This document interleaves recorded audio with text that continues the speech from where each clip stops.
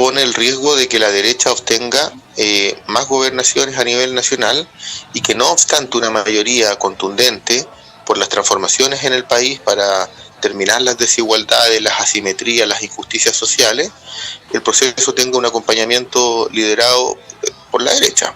Y eso claramente es un daño y afecta al movimiento popular.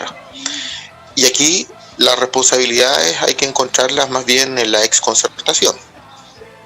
Ellos intentaron pasar una aplanadora, parten de la premisa de que tienen una ponderación de votos que les da una superioridad respecto de las listas, en circunstancias que los votos de los comunistas, los votos de la izquierda, los votos del mundo antineoliberal son cada vez más crecientes y son el universo social que ha hecho posible las transformaciones que hoy día el país está exigiendo y que va a implementar. Entonces, el que se haya impuesto, digamos, una posición de aplanadora por parte de la desconcertación, no le hace bien al proceso que estamos gestando como país, no le hace bien al pueblo de Chile y en definitiva pone en riesgo que más gobernaciones estén en manos de la derecha. Y en esa línea, entonces, Marcos, ¿qué fue lo que causó que ocurriera esto? Porque yo te escucho a ti y también escucho hoy día en otras entrevistas, por ejemplo, a Catalina Pérez, a incluso a Álvaro Elizalde, y en general se coinciden en el diagnóstico de que no es lo más virtuoso, no es lo más acertado lo que ocurrió el día de ayer, pero ocurrió. Sí, pero yo creo que siendo bien concreto, en el caso de los comunistas, nuestro planteamiento claramente estaba puesto en la dimensión de lo que representamos.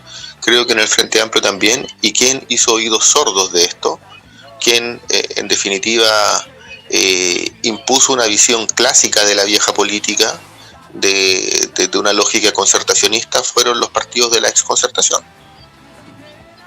Eh, ¿Qué viene ahora? Porque tú decías, bueno, empieza un ciclo electoral. Lo que ocurrió ayer, si bien es lamentable desde la perspectiva de los sectores opositores, no es concluyente porque se vienen, luego de estas primarias, tenemos en enero, y ya ha pasado el plebiscito, la inscripción definitiva de las listas alcaldes, concejales.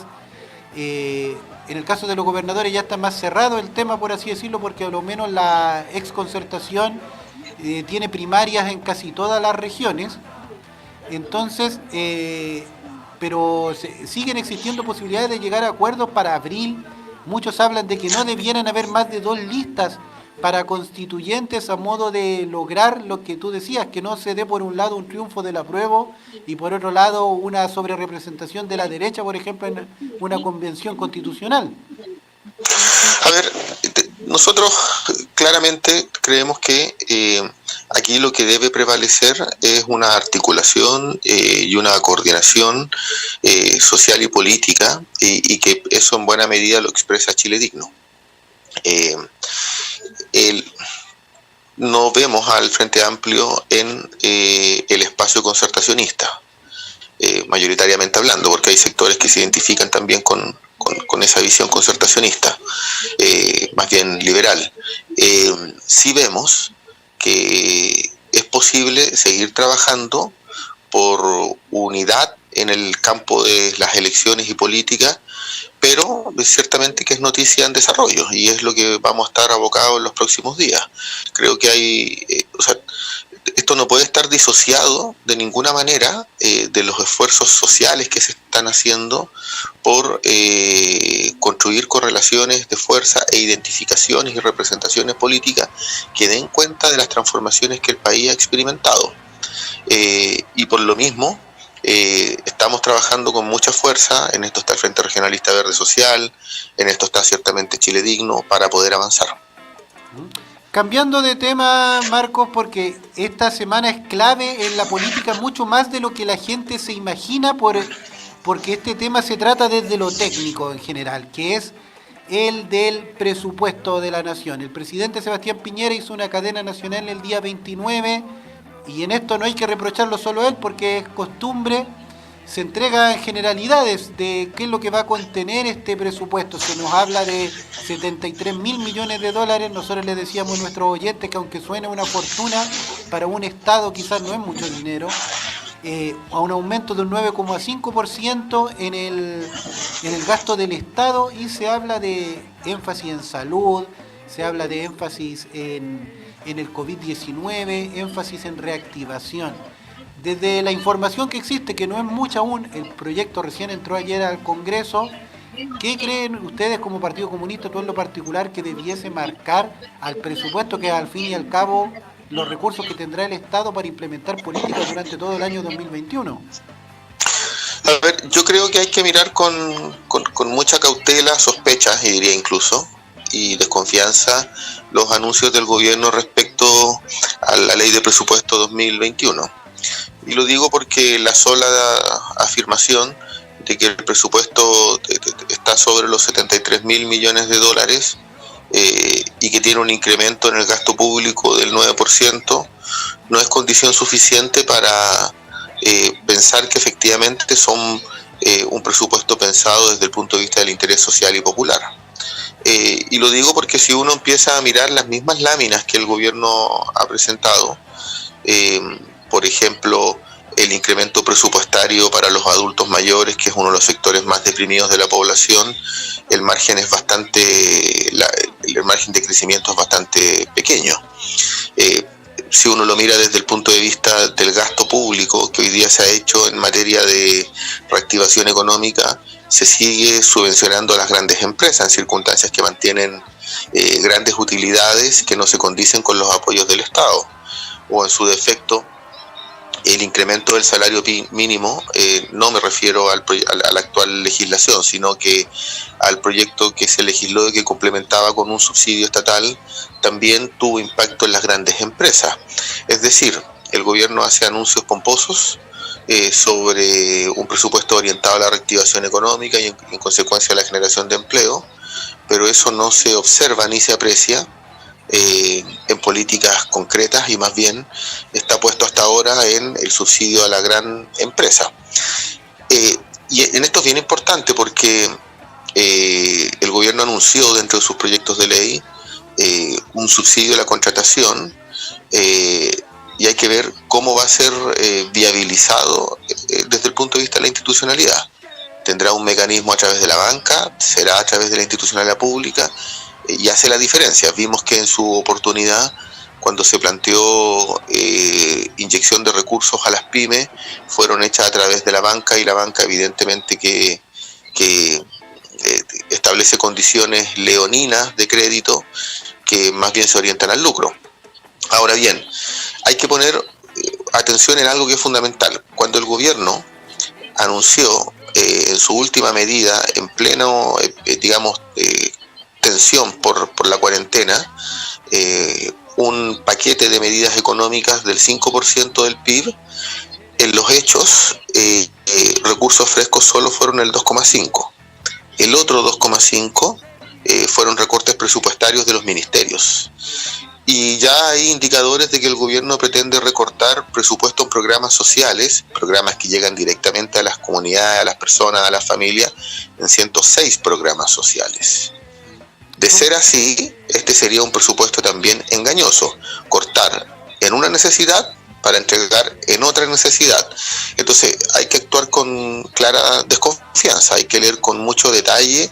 El gobierno recién ha hecho un anuncio genérico y eso no permite tener claridad sobre los alcances de las medidas concretas y cuáles serían los impactos negativos, porque este gobierno siempre actúa con lógica neoliberal.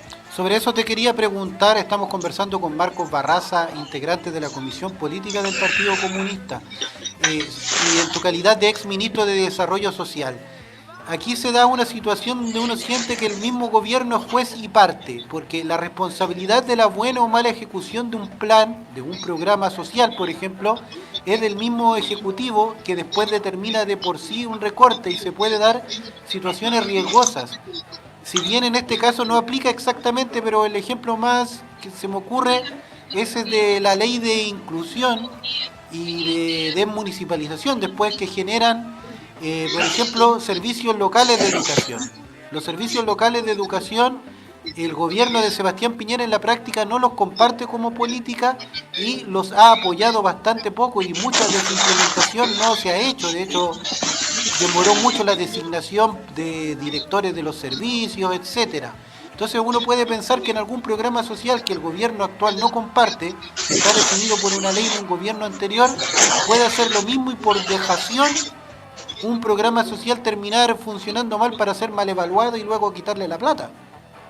Yo creo que tú tocas un punto central. Efectivamente, el gobierno desalienta, burocratiza, no inyecta los recursos de manera oportuna, en tiempo y forma, para aquellos programas sociales que le generan incomodidad. Y voy a poner un ejemplo del mismo Ministerio de Desarrollo Social. Durante el gobierno de la nueva mayoría, de la expresidenta Bachelet, como Ministerio de Desarrollo Social creamos el Subsistema Nacional de Apoyos y Cuidados para Personas con Dependencia al interior de los hogares, que es básicamente un programa que partía del reconocimiento de que había dos derechos que había que cautelar al interior de los hogares.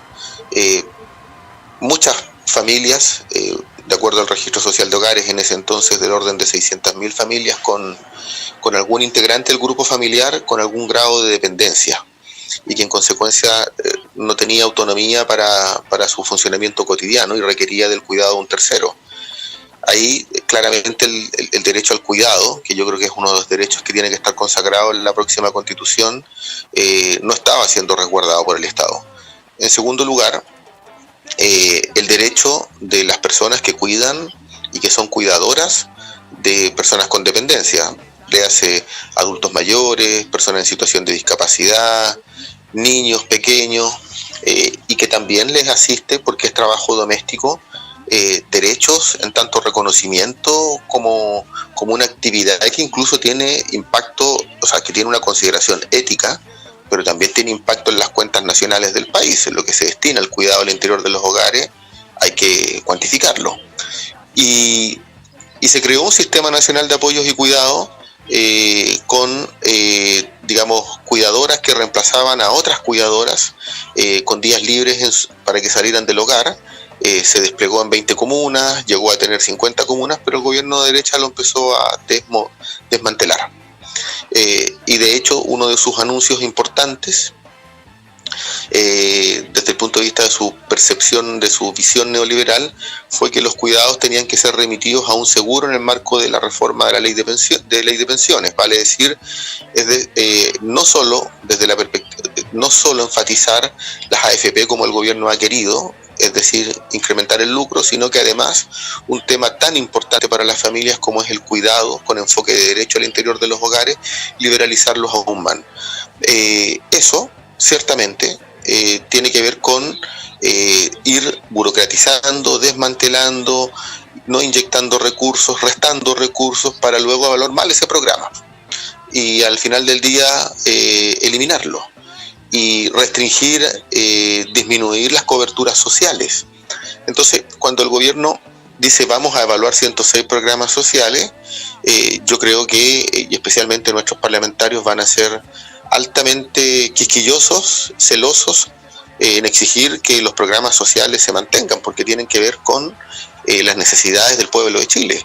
Entonces, el gobierno, yo no tengo ninguna duda, que va a incrementar este 9% del gasto público, entre otras cosas, disminuyendo coberturas en otros sectores. Entonces, es una situación que claramente va, si se concreta, a ir en desmedro de la población.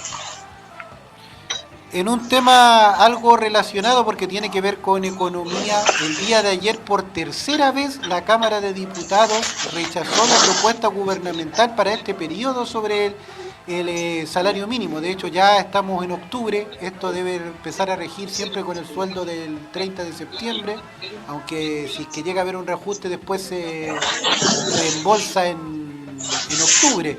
Pero la pregunta es, ¿qué te parece que el gobierno insista con la misma propuesta? ¿Y qué crees que va a terminar ocurriendo? Conversábamos la otra vez que 6.000 pesos en la práctica, desde tu perspectiva, ni siquiera implica un reajuste de un 0%. Sí, efectivamente, o sea, es vergonzoso, indignante. El gobierno declara por un lado que quiere un presupuesto de reactivación económica, especialmente en el trabajo, y las señales son absolutamente contradictorias. Subvenciona a las grandes empresas, pero no es capaz de generar una normativa que provoque un reajuste real del salario mínimo, considerando que son entre 700.000 y 1 millón de personas que tienen el ingreso más bajo en términos legales. Entonces, insistir en ese reajuste claramente es no tener al centro las prioridades de los trabajadores y de las trabajadoras, y ciertamente de los que tienen mucho menos. Yo creo que el gobierno va a insistir en esta legislación, puede llegar a aplicar veto presidencial, pero claramente ha hecho una decisión radicalmente neoliberal de no aumentar el salario mínimo, y ciertamente que los parlamentarios tienen que oponerse a eso. Así lo ha hecho el Partido Comunista, otros sectores, pero también en esto es claro que también los trabajadores y las trabajadoras han puesto una voz en contra, porque definitivamente esto daña el poder adquisitivo de los trabajadores, debilita su calidad de vida, aún más de lo ya debilitada, no se condice con los indicadores económicos, por ejemplo, de línea de la pobreza por ingreso familiar, y ciertamente que es una de las razones por qué este país presenta tantas desigualdades. Para ir concluyendo, hay otro tema que es de interés, sobre todo en las regiones del norte, y donde el discurso además muchas veces xenófobo, vinculando el desempleo a la migración, etcétera, es un tema relevante. El tema de la migración. El gobierno ayer logró que el Senado aprobara en general y en particular su proyecto de ley sobre migraciones, que ahora va a la Cámara de Diputados, a una comisión mixta en realidad debería ir, con temas como la imposibilidad de que personas que migran, que primero usan el recurso de llegar o simplemente viajan a un país y luego deciden intentar migrar, no puedan regularizar sus situaciones. Pero hay un tema que resulta un poco, no sé si paradójico, pero extraño a la vez.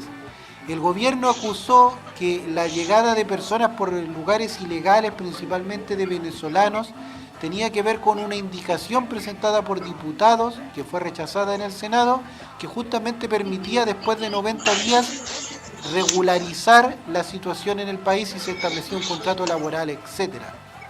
Y uno se pregunta, ¿será así que los migrantes están leyendo indicaciones, siguiendo el debate legislativo que no siguen ni la mayoría de los chilenos, como para determinar si llegan a un país o no? No, yo creo que aquí lo que ha prevalecido es el doble discurso, la ambigüedad y, por cierto, la inconsistencia del gobierno. El presidente Piñera fue a Cúcuta en su oportunidad, tratando de atizar y promover golpes de Estado en Venezuela. Después retorna, establece acuerdos de migración con sectores que quieren salir, con personas de Venezuela que quieren salir y avecindarse en Chile, pero legisla una ley absolutamente alejada del estándar de derechos humanos. En su oportunidad el Sistema de Naciones Unidas lo hizo ver. Esta es una ley que el gobierno más bien hace populismo, atiza el racismo, genera animadversión hacia las comunidades migrantes y la instrumentaliza para efectos de la política interna. Hace poquito salió un estudio que es muy importante tener presente, a propósito de construir, desmantelar el discurso neoliberal del gobierno y racista. La gente migrante que está en situaciones de delincuencia no representa algo así como el 1,3%. Con suerte podría llegar al 1,9%. Mayoritariamente ninguno de los conflictos sociales que se le atribuyen a la población migrante son reales. En su inmensa mayoría viene a trabajar y a a buscar oportunidades que les permitan desarrollarse. Y el gobierno instrumentaliza esto para una ley que claramente está distante y ajena del estándar de derechos humanos, y lo que busca es utilizar esta temática como un instrumento de politiquería. Resulta extraño además en un país como el nuestro, que todavía tiene más chilenos viviendo en Argentina que la cantidad de colombianos que hay en Chile, por dar un ejemplo. Es decir, un país que también, por razones de todo tipo, incluidas las del exilio dictatorial, es un país con migrantes. Absolutamente. O sea, es un país con migrantes, es un país que tiene mucha población que ha migrado hacia otros países, que ha sido acogida, y esto por tanto la conducta de este gobierno de derecha claramente se aleja de la realidad, y ciertamente lo que hace es penalizar un derecho humano como es la migración. Bueno, Marcos Barraza, integrante de la Comisión Política del Partido Comunista, director de la Escuela de Psicología de la Universidad de Santiago de Chile y exministro de Desarrollo Social del gobierno de la nueva mayoría, te queremos agradecer como cada jueves, y en este jueves especial para el programa porque partimos octubre a través de una multiplataforma, además del 104.5. Muchas gracias. Reitero mis felicitaciones por la plataforma. Más gente se va a convertir en seguidores de Radio Nuevo Norte, y un abrazo para ti, Javier, y para todas y todos. Hasta pronto. Hasta pronto. Junto a Eddie Rowe entonces los controles, seguimos acompañándoles, nos vamos a un alto con quienes hacen posible nuestro programa y volvemos con buena música, y después de las 10 nos volvemos a conectar también por nuestro Facebook Live para conversar con el dirigente social, presidente de la Junta de Vecinos del sector del barrio Brasil, Marco Rodríguez.